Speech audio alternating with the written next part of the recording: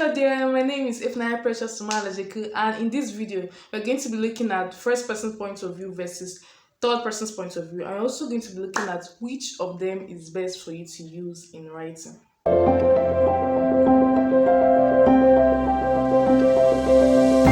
Now, in first person's point of view, the narrator is the character in the story, and the narrator is in the story. It sounds like I did this, I did that, I moved out, I went out, and all that stuff. Always I. An example is when you are explaining to someone something that has happened to you. I went out today, I this, I that. That's an example. Present tense and past tense are two different tenses that are used in first person's point of view. And in another video, I talked about first person's point of view in details, so you can check them out before you start this video. And I'll leave the link in the description box so you can also check it out anytime you want to. Now, in third person's point of view, the narrator is not in the story. Instead, the narrator is telling the reader what that character is doing in the story. A very good example of third person's point of view is when you are trying to explain or tell someone what had happened to someone else. The pronouns used are he, she, their, he did this, she did that, and there are also the different types of third person's point of view, and I went into details on them in another video, and I'm also going to be leaving the link in the description box. You can also check it out anytime if you like. Before we start, there is something you have to know, and that is there is no point of view that is better than the other. First person's point of view is not better than the third person's point of view, and then the third person's point of view is not better than the first person's point of view. Diving into the video, one thing you must know is that the first person's point of view has lesser distance between the reader and the character than the third person's point of view. Just like when you are discussing your experience with someone, you are using I. There is a lesser distance compared to when you are telling someone else's experience. And because of that, the first person's point of view is closer to the reader compared to the third person's point of view. The next thing is the third person's point of view is not as limited as the first person's point of view. The omniscient third person's point of view allows the writer to move into different characters' thoughts, feelings, and mind. It just allows the writer to switch to different characters' minds compared to the first person's point of view. Another one is that the first person's point of view allows the writer to go into details and develop the protagonist of that story than the third person's point of view. In first person's point of view, the writer is limited to the protagonist. The writer is allowed to move deeper into that protagonist's thoughts and feeling and mind. And in third person's point of view, the writer can do that, but it won't be as deep as how you would have done it in first person's point of view, because the writer still has to talk about other characters, especially if you are using the omniscient third person's point of view. Now, the last one before we move into which of them you should use for your writing is a third person's point of view allows you to use multiple POVs than the first person's point of view. When you want to talk about multiple or many characters, the best one to use is the third person's point of view, especially the omniscient third person's point of view.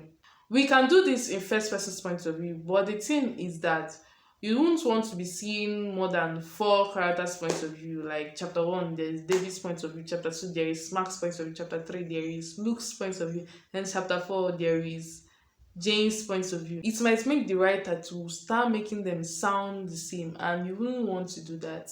But again, when you want to use first person's point of view for multiple POVs, my advice for you is to not use more than 3 characters' points of view in first person narrative, because you wouldn't want to make mistakes, especially if you're still starting out in writing. In omniscient third person's point of view, you can actually switch to different characters and write multiple points of views easily without fearing if you're making them sound the same. Now, which of them should you use for your writing? The first question you should ask yourself is, what is the genre of your story, and what's the popular point of view used in the genre of your story? For romance books, the point of view that is mostly used is the first person's point of view, because it allows the writer to move into depth of that protagonist. And if you genres like historical fiction, science fiction, and fantasy, you will notice that the most popularly used point of view for those genres is third person's point of view. This is because world building is really needed in those genres. So using third person's point of view allows the writer to describe the setting of that novel or story. But again, there are always exceptions. There are some romance novels that use the third person's point of view, and then there are some science fiction novels and historical fiction novels and fantasy novels that use first person's point of view. So it all depends on you and which you enjoy most. If you're still finding it difficult to know the point of view that your book needs, then here is a trick.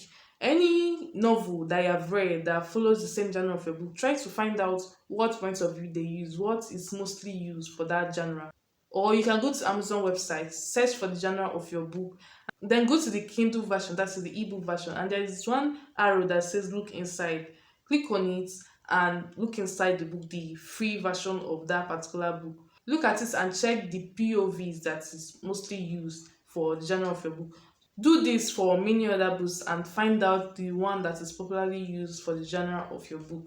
And this brings us to the next question that you should ask yourself, and it is, what do you enjoy reading the most? Do you enjoy reading first person's point of view? Then there is a higher chance that you know how to write better using first person's point of view. And not only that, you also find it very enjoyable to write with it. It's also very possible that you like reading both third person's point of view and first person's point of view, and you are still confused on which to use for your book. Now, this brings us to the next question you should ask yourself. Which of them do you prefer writing with, and what is your reason for that? I have once come across this kind of situation, and this is a trick I use. Get a piece of paper and then divide that paper with a straight line in the middle. Write first person's point of view in one part and third person's point of view the header of the other part. Now, write down what you gain by using that point of view in your story. Do you feel that your story needs word building and you think third person's point of view will do that job? Then write it down like number one in the third person's point of view part that my story needs word building. Now, when you're done doing this, the one that carries the highest number is the one that you use. If it's that the third person's point of view has more number than the first person's point of view, then it's a sign that you need to use the third person's point of view for your book. Then if it's the first person's point of view that has a higher number, then it is it that you should use. So this is the end of this video, and I hope you found it very helpful. If you did, do subscribe and hit that notification button so you can always get notified whenever I upload helpful videos like this every single week. Also, we are in the road to 200 subscribers, so if you haven't subscribed, please do subscribe so we can reach more people. Till next time.